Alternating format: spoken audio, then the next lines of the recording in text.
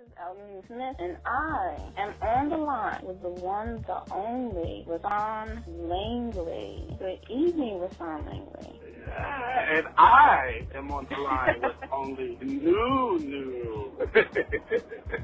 Now, before I even ask any quote-unquote important questions, I came across something that I was like, what in the world? Rahsaan Langley? What's the Ragola? What is that? Is that your middle name? Is that actually your middle name? No. That was actually a name that was given to me by my cousin, and it just came out one day. He was like, you know what? You just a little rascal. And he's like, I was like, rascal? He's like, yeah, you just busy. You just all over the place, and you always doing something. So it just kind of stuck, and then we switched it over to Rascola, which is like kind of like an acronym for the R&B artists that inside of Rahsaan Langley. So those artists are? Let me see. Well, I like so many different genres and love to do like so many different things. I like to sing. I love to like do music in the studio. That was like actually a passion of mine that I've always had before I started playing out. It's really so many different facets. Like I like to dance. I used to do choreography and go down to Broadway Dance Center in New York and do a lot of stuff down there. And there's a long story and history behind all of that. Wow. Rascola. Okay. Yeah, and you actually said it right too. Some people pronounce it differently, but you hit the nail on the coffin. That's because you cool like that. I'm trying. I'm learning from the best, you know. You cool like that. So tell me exactly what is the Rahsaan Langley project? And people, please, it's Rahsaan, not Rahsaan. I get a little irritated when people say Rahsaan, and it's not even my name. Right. So what is the Rahsaan Langley project? The Rahsaan Langley project is kind of like the mothership of everything it is that branches off into all the other things that I do. It could be my show, which is on Radio Scene, and I've been doing Wednesdays from 8:30 to 9:30 for almost 2 years now, and I just kind of took a break to record and finish this album that I'm working on. So that's it. It's the band too as well, part of it, because I also have band members that play with me. So it's like everything kind of wrapped up into one under the umbrella, but the Rahsaan Langley project is kind of like the tip of everything, and it just kind of, everything else just kind of oozes from that. So those would be like the main particular things that people know publicly as far as the Rahsaan Langley project and what it is, and the best way to explain it to everybody so they know and understand. And I read that your new album is coming out. It's set to be released February 12th of next year. Woo! So excited! How?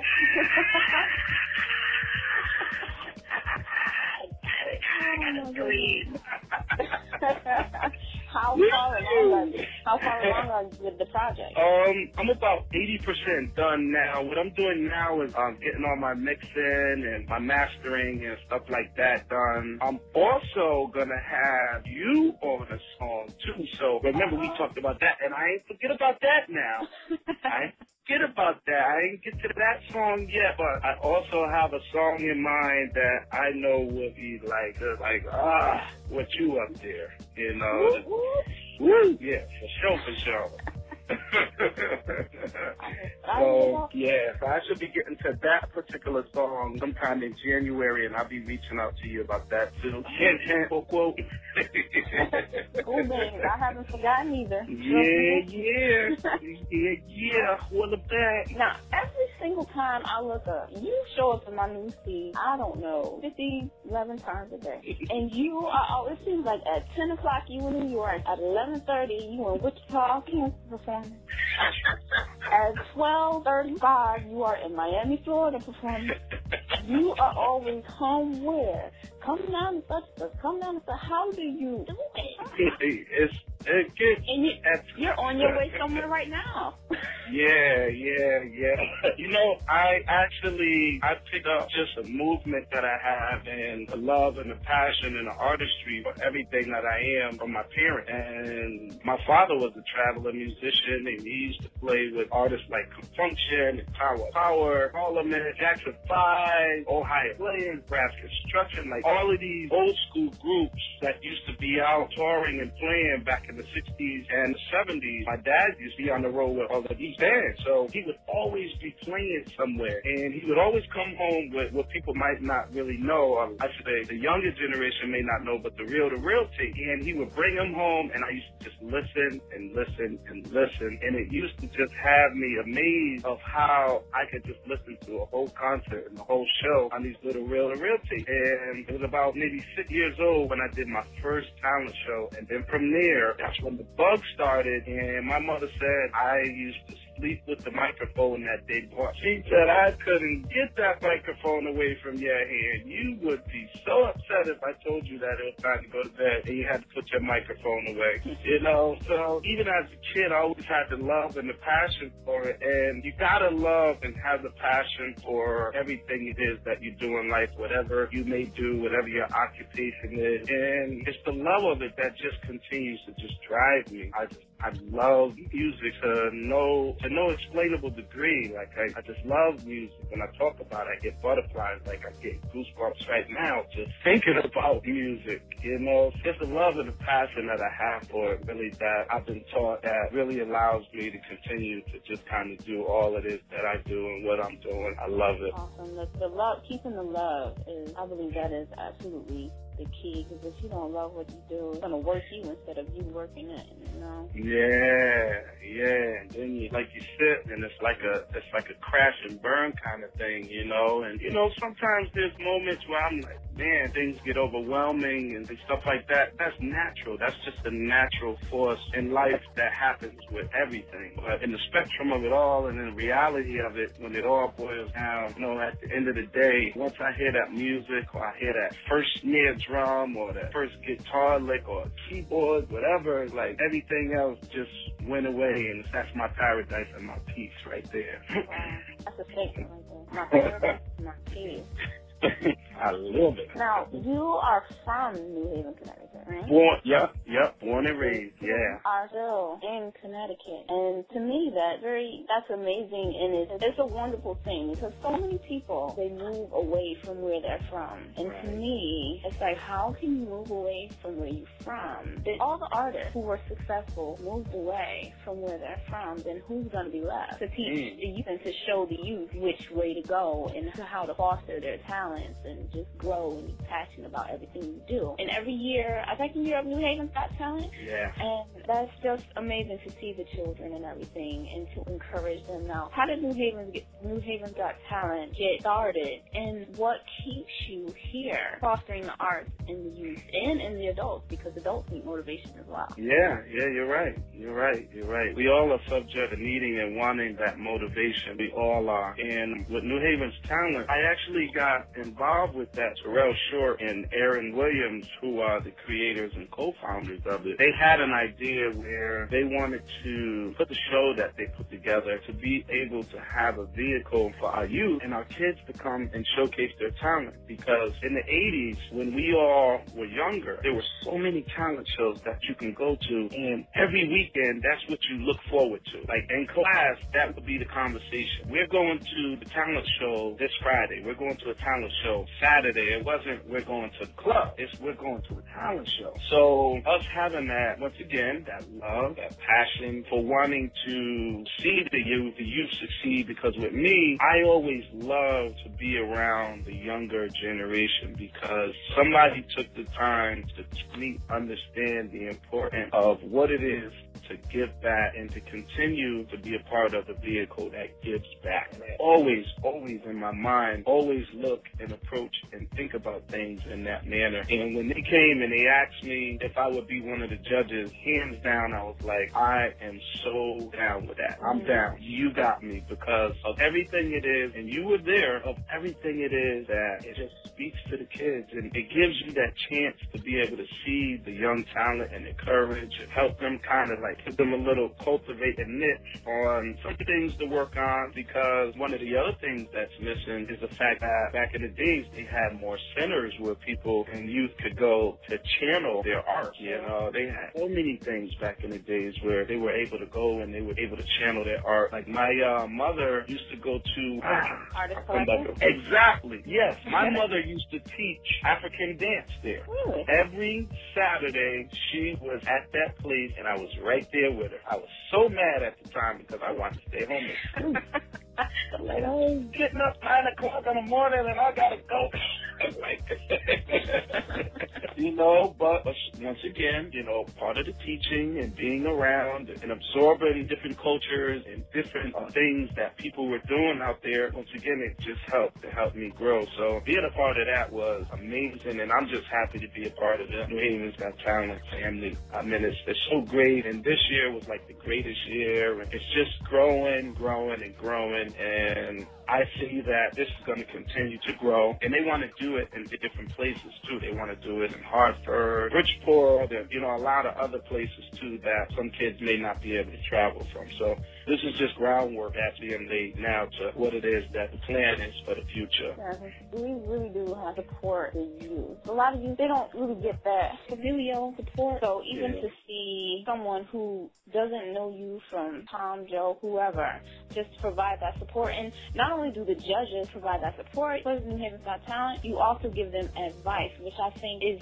key, because their families, of course, they're always going to root them on. But who's going to really give them that advice that they need? Yeah, this is good, but, you know, you need to improve on this. And I can see in their faces that they actually took that in. They didn't take it as a criticism, as, oh, my gosh, I'm not good or whatever. They really took that in, and I feel like they're really going to utilize that advice that each of the judges gave them. Yeah, and it's beautiful to see. You know, it's good to see that glow and that glare in the young kids' eyes. And I do a lot of talking where I go to schools and colleges and things like that, and just go and talk to the youth that are out there. And I always tell people, if you don't have to move out of where it is that you were born from in order to be successful, you just have to mentally be able to grow from where you were born from to be successful. You know what I mean? It's different. I've always been a vehicle for that. I'll always continue to be a vehicle for that too. That's a mentally grow. I like that. You know what? You're full of a whole lot of good advice. I'm loving it.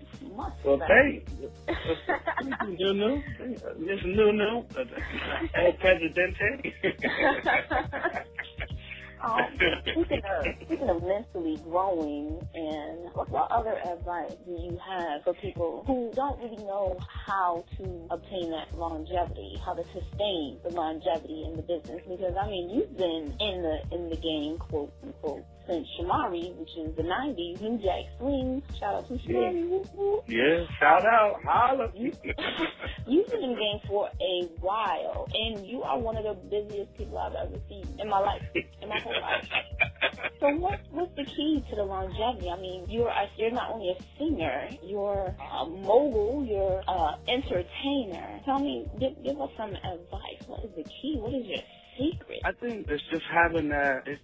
To me, it just goes back once again to that love and that passion for what you're doing. You know, if your passion is to grow up and be the best hairdresser in the world, then nobody could stop you from being that than yourself. You know, a lot of times as individuals, we kind of create our own enemies within ourselves, you know, and when you create those enemies within yourself and you don't have the surroundings and the outlet for you to be able to channel those kind of thoughts out of you instead of letting them live there, then you can become stagnant. That it does happen. It's a humanistic thing, but not being able to afraid to step outside of of the box and just take a chance on yourself. Everything in life is about taking chances. Like, I totally 100% believe that I was put here to do music and to spread the joy of love through music. There's no question in my mind about it, just by the way that, I feel and the way it makes me feel. And, when I speak with people that love music and like to, listen to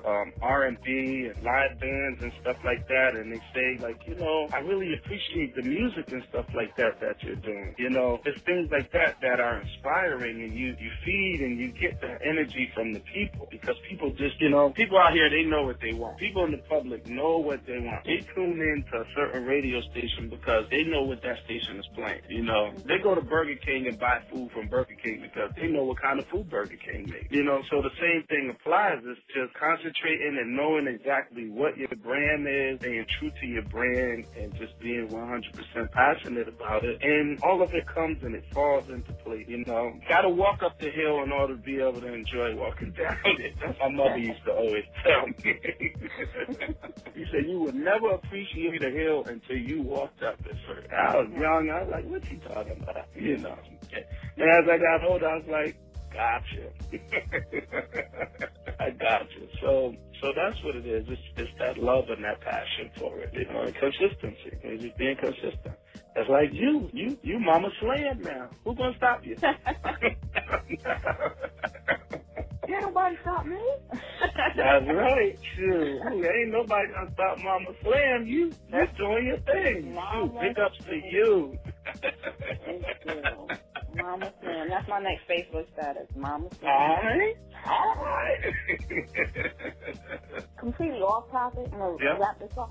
But off topic, but not off topic. As an entertainer, you have a style of your own, and every time I see you, I just want to snatch your spectacle off of your face and just take them with me.